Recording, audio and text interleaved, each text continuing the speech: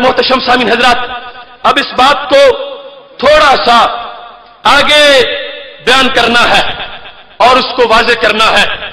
اس سلسلہ میں میں یہ بات تمہیں بالکل واضح کر دینا چاہتا ہوں کہ ہمارے نزدیک یہاں پر ایک رب کی ذات ہے اور دوسرے اس کے بندے ہیں اور تیسرے اس کے دشمن ہیں۔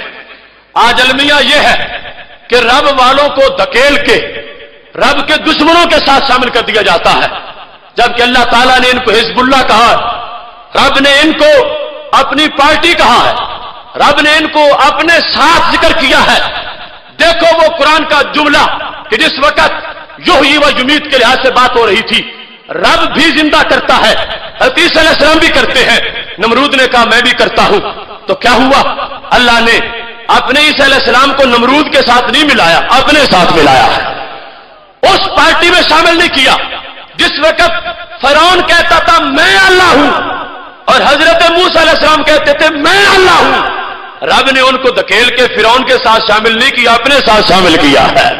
رب ذوالجلال کی توحید کا مطلب اللہ کے محبوبوں کی توہین نہیں ہے، اور یہ فتنہ خارجیت کا فتنہ ہے جو شروع سے چلتا آ رہا ہے، اور اس کا سامنا صرف آج ہمیں نہیں ہے، اس کا سامنا صحابہ کرام نے بھی کیا۔ نہ وہ ہارے نہ ہم ہاریں گے، نہ انہوں نے شکست کھائی نہ ہم کھائیں گے، وہ بھی حق پر تھے ہم بھی حق پر ہیں۔ یہ دیکھو صحیح مسلم ہے، اس کے اندر میں تمہیں وہ حدیث بیان کر رہا ہوں کہ جس مقام پر حضرت یزید الفقیر اس کے راوی ہے۔ یزید الفقیر کون ہے؟ کہنے لگے کن تو قد شغفنی رأی من رأی الخوارج، میں خارجی بن گیا تھا۔ مسلم شریف حدیث نمبر 320 کتاب الایمان، ذرا دھیان سے سننا۔ آج جس کے سامنے کوئی قرآن کھول کے بیٹھ جائے وہ سوچنا شروع ہو جاتا ہے کہ اب یہ قرآن لے آیا ہے میں کیا کروں۔ یہ قرآن غلط طریقے سے صحابہ کے سامنے بھی پیش کیا گیا، اس قرآن کو مفہوم بگاڑ کے ایسے کو نہیں بگاڑ سکتا، مطلب غلط لے کر صحابہ کے سامنے پیش کیا گیا۔ صحابہ نے ان خارجیوں کے دماغ درست کیے، ہزاروں کو توبہ کرنے پر مجبور کر دیا، اور انشاءاللہ آج ان کے فیض سے یہ تاریخ پھر دہرائی جائے گی۔ یزید الفقیر کہتے ہیں قد شغفنی رأی من رأی الخوارج، مجھے خارجیت اچھی لگی، میں خارجی بن گیا۔ یہ ہے صحابہ کے زمانے کی ینگ جنریشن، صحابہ کے زمانے میں صحابہ کو اکڑنے والے کہتے ہیں ہم گھر سے نکلے، پوری پارٹی تھی ہماری، ہم تبلیغ کرنا چاہتے تھے، ہم جب نکل گئے تو کیا ہوا؟ مررنا علی المدینہ تھی، مدینہ شریف سے گزر ہوا، یہ علامت ہے۔ دوسرے محبت والے تو کہتے ہیں نا زندگی گزاری ہے اس شہر کے لیے، آج حاضری ہو رہی ہے، اور یہ کہتے ہیں ویسے حج کو جا رہے تھے، بس گزرتے گزرتے مدینہ شریف بھی چلے گئے۔ تو کیا ہوا؟ کہنے لگے جب ہم وہاں پہنچے تو ہم نے دیکھا صحابی رسول صلی اللہ علیہ وسلم بیٹھ کے درس دے رہے ہیں۔ نام کیا ہے؟ وہ درس دینے والے حضرت جابر بن عبداللہ ہیں۔ کون؟ حضرت جابر بن رضی اللہ تعالیٰ عنہ۔ درس کس چیز کا دیا جا رہا تھا؟ مشکل کشائی کا، حاجت روائی کا۔ فذکر الجہنمیین، انہوں نے جہنمیوں کا ذکر کیا، اور پھر کہا کہ نبی علیہ السلام چلو بھریں گے، لاکھوں کو نکال کے جنت میں لے جائیں گے۔ اب جس وقت یہ شان بیان کی گئی، وہ جو بریلی کے تاجدار نے کہا تھا گناہگاروں کا روز محشر شفیع خیر الانام ہوگا، دلہن شفاعت بنے گی، دولہا نبی علیہ السلام ہوگا، ادھر وہ گرتوں کو تھام لیں گے، ادھر پیاسوں کو جام دیں گے، صراط میزان حوض کوثر یہی وہ علی مقام ہوگا، آنا لہا کہہ کے آسیوں کو لیں گے آغوش مرحمت میں، عزیز اکلوتا جیسے ماں کو نبی کو اپنا غلام ہوگا۔ اب حضرت جابر یہ درس محبت دے رہے ہیں، جگہ کون سی ہے؟ مسجد صحابی رسول صلی اللہ علیہ وسلم درس دے رہے ہیں، اور عقیدہ وہی ہے جو صحابہ کا ہے، جو ہمارا۔ جب یہ بات بیان کی گئی تو یزید الفقیر کہتے ہیں میں اٹھ کے کھڑا ہو گیا۔ اب دیکھنا جسارت، بوڑھے صحابی کے سامنے نوجوان اٹھ کے کھڑا ہو گیا۔ یزید الفقیر کہتے کیا ہے؟ قلت لہو، میں نے کہا یا صاحب رسول اللہ صلی اللہ علیہ وسلم ما ھذا الذی تحدثون، یہ تم کیا تقریریں کر رہے ہو؟ حضرت یزید جو طائب ہوئے تھے پہلے خارجی تھے، خارجیوں کی نشانیاں بھی دیکھنا، خارجی بن گئے تھے اور نبی علیہ السلام کے فائدے کا انکار کر رہے تھے اور کہنے لگے ہوش کرو، اللہ کے نبی کے تم صحابی ہو اور تقریریں تم کیا کر رہے؟ ما ھذا الذی تحدثون، یہ صحابی کو اکڑنے لگے، ینگ جنریشن، تم یہ تقریر غلط کر رہے ہو کہ اللہ کے نبی جہنمیوں کو نکال سکتے ہیں، نہیں نہیں بالکل نہیں نکال سکتے، کیوں؟ کہنے لگے میرے پاس قرآن ہے، میں قرآن پیش کرتا ہوں۔ آپ نے فرمایا کیا قرآن ہے تیرے پاس؟ کہنے لگا، یزید کہتے ہیں میں نے کہا کلما ارادوا ان یخرجوا منها اعیدوا فیہا، یہ آیت ہے قرآن مجید میں، سورہ سجدہ کی آیت نمبر 30 ہے، اس کے اندر کلما ارادوا ان یخرجوا منها اعیدوا فیہا، کہ جب بھی جہنمی جہنم سے نکلنا چاہیں گے ان کو الٹا کر دیا جائے۔ تو کہنے لگے تم سے ابھی اچھے ہو، کیسی تم معذلہ کچی تقریریں کر رہے ہو کہ جہنمیوں کو جنت دے دی جائے گی، اور ادھر قرآن کہتا ہے جب نکلنا چاہیں گے ان کو الٹا کر دیا جائے گا، دوبارہ دھکا دے دیا جائے گا۔ ہم تمہاری تقریر مانے یا رب کا قرآن مانے؟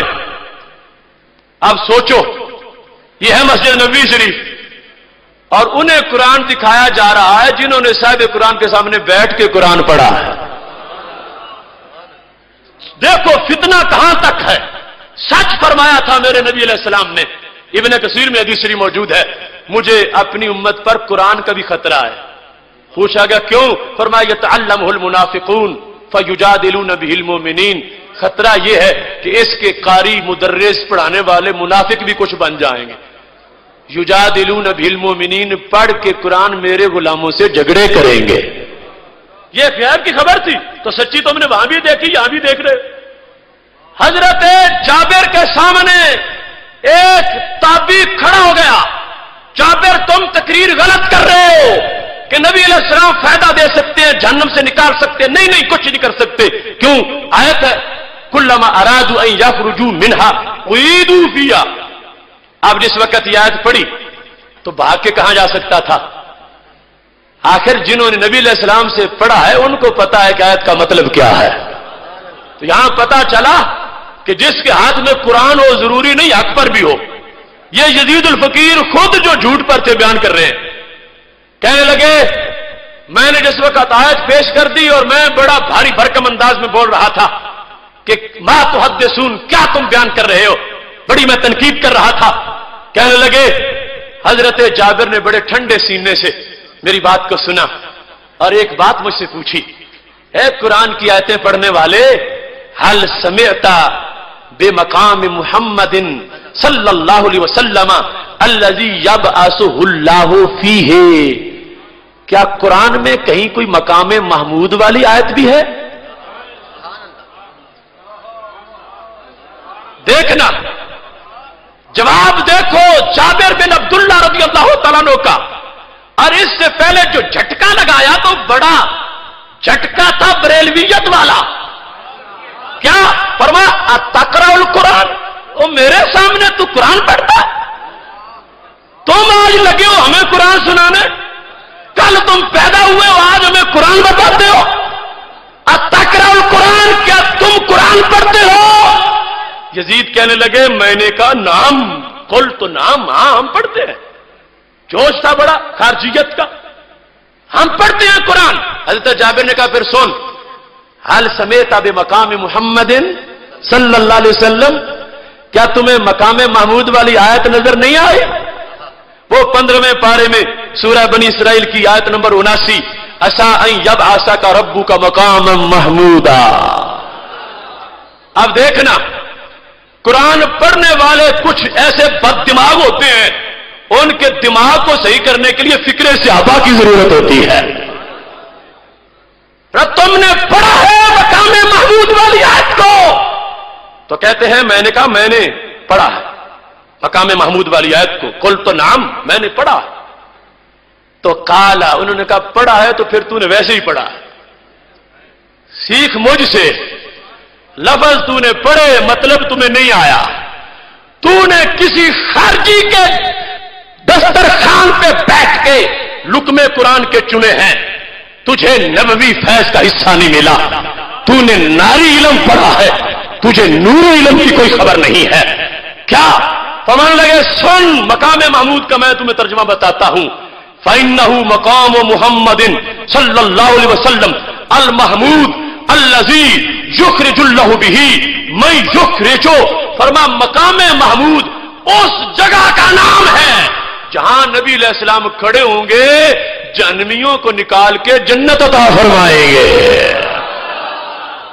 اے کھوکھلے کاری قرآن کے، تو نے کس بچڑ خانے میں زندگی گزاری؟ تو قرآن پڑھتا ہے تو مجھ سے پڑھ، مقام محمود وہ مقام ہے جہاں پہ نبی علیہ السلام کھڑے ہوں گے اور جہنمیوں کو نکال کے جنت عطا فرمائیں گے۔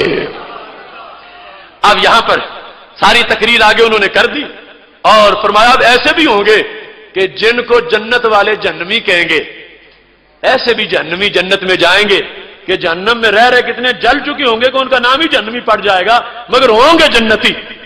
ان کو نبی علیہ السلام پانی چھڑکیں گے تو ان کے رنگ چمکنا شروع ہو جائیں گے۔